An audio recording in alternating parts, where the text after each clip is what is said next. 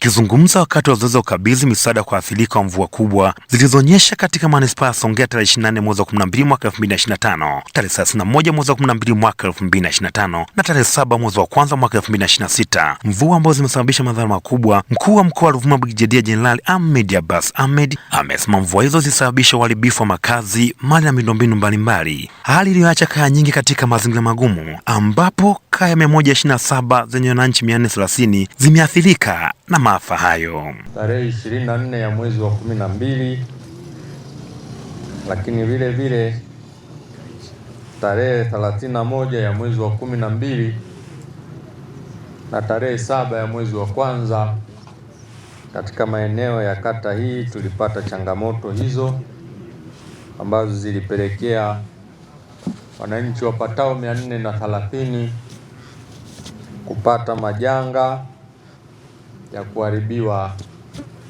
nyumba zao na miundombinu mingine. Kwa tathmini niliyoelezwa na ambayo ninayo mpaka sasa, gharama ya urejeshaji wa hasara ile inafikia milioni 102 plus.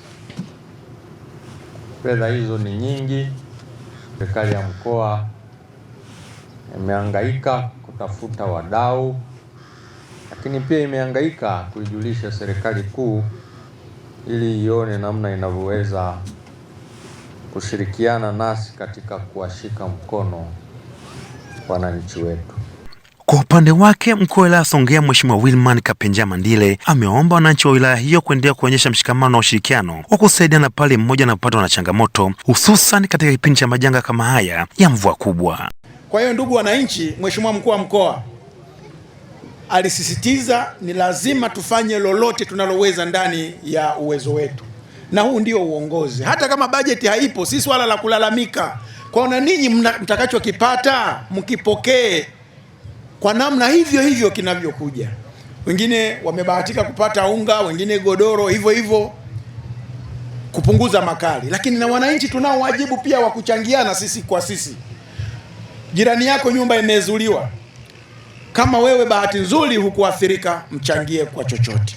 Nao baadhi ya waathirika wa mvua hizo wameshukuru serikali kwa msaada waliopatiwa, wakisema sio jambo la kawaida kuona jitihada za dhati za kuwasaidia wananchi wanaokumbwa na matatizo. Aidha, wameiomba idara ya misitu kuwasaidia kupata miche ya miti kwa ajili ya kupanda katika makazi yao ili kupunguza kasi ya upepo na athari nyingine, wakibainisha kuwa miti mingi imekuwa ikikatwa kutokana na shughuli mbalimbali za kibinadamu.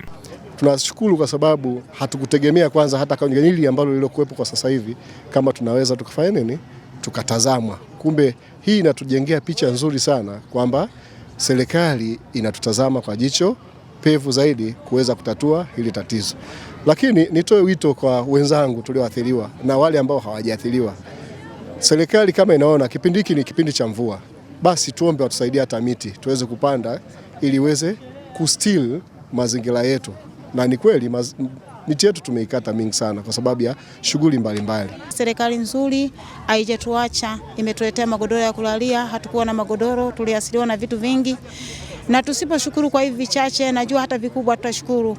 Tunashukuru kwa hivi ambavyo wametuletea, tunashukuru sana serikali yetu, tunashukuru kwa sababu inatujali. Hata vile watakavyotuletea vikubwa tutaendelea kushukuru. Kutoka manispaa ya Songea mkoani Ruvuma, Newton Ndenda,